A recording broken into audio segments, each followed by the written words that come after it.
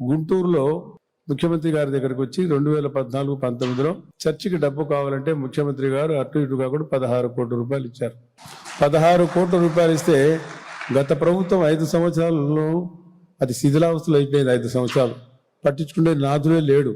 మళ్ళీ ఇప్పుడు మేము ప్రభుత్వం వచ్చిన తర్వాత మన స్వామిదాస్ వచ్చి అన్న దానికి ఏదైనా చేయండి, ఆ ఫిలిప్స్ అనేటువంటి వెళ్ళిపోయిండు, మీరన్నా దాన్ని పట్టించుకోవాలంటే మా ప్రభుత్వం వచ్చిన తర్వాత మేము కంప్లీట్ చేస్తామని మీరు ముఖ్యమంత్రి గారితో మేము మాట్లాడండి, ముఖ్యమంత్రి గారు ఆదేశిస్తే తప్పకుండా చేస్తామని చెప్పాం. ముఖ్యమంత్రి గారు ఆదేశించారు. మేము దాన్ని రెన్యువేట్ చేస్తాం. ముఖ్యమంత్రి గారు గతంలోనే 2014-19లో అమరావతిలో మనకందరికీ క్రైస్తవ సోదరులకు మైనార్టీ ముస్లిం సోదరులకు స్థలం కేటాయిస్తామని చెప్పడం జరిగింది.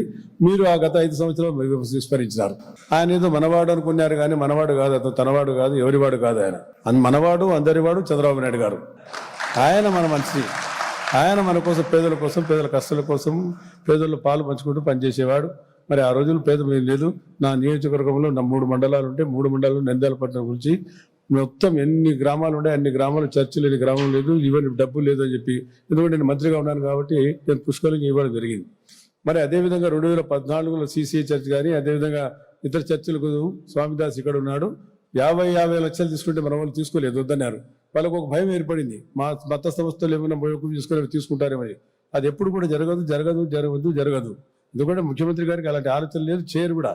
మీ చర్చలు కానీ, మీ ఆస్తిపాస్తులు కానీ ఇంటర్ఫియరెన్స్ ఆశ కానీ, ఆశయం కానీ మన పార్టీ కానీ, తెలుగుదేశం పార్టీ కానీ కర్తవ్యం కానీ లేదని చెప్పి అటువంటి మన ముఖ్యమంత్రి రాత్రి మగలు మన సేవ కోసం సేవ చేస్తా ఉన్నారు.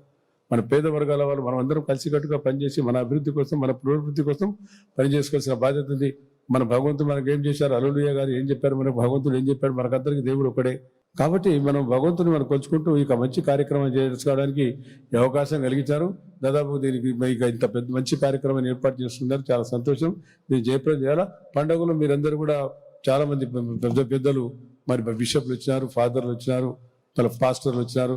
మీరందరూ కూడా మా పార్టీకి, మాకు, మా ప్రభుత్వానికి, మా ముఖ్యమంత్రి గారి ఆరోగ్యాలు ప్రసాదించాలని చెప్పి ఆ సుప్రభును వేడుకుంటూ, మీరందరి ఆశీస్సులు కూడా కావాలని చెప్పి కోరుకుంటూ, కాబట్టి ఈ అవకాశం కలిగినందుకు మీకు, మీ అందరి దర్శనం కలిగించిన మన క్రైస్తవ సోదరులందరికీ మరొకసారి హృదయపూర్వక నమస్కారాలు చేసుకుని సెలవు తీసుకుంటాను.